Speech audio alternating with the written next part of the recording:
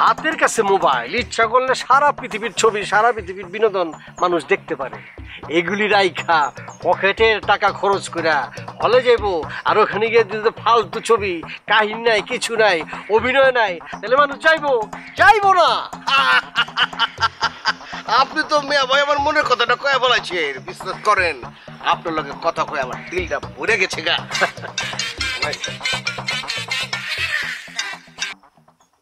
কয়ে বলা আমি কি এর সর্বনাশ, জলদি ক। কি কইতাছস বে? রকেট পুটি ম্যাডামের লগে কাজ করবো না মানে ওই কিল্লিকে কাজ করবো না, খোলাসা করে কিছু কইছে? আচ্ছা রাখ, আমি দেখতাছি। এটা সব কোনো সমস্যা? আমার ছবির হিরো রকেট খান, যে পোলায় বছরের পর বছর আমার পেছনে পেছনে ঘুরছে আমার ছবি করবো বলে, ওই পোলায় কোথায়ছে নায়িকা পুটুর লগে ওই ছবি করবো না। শুনছেন হ্যাঁ কি কইছে এটা?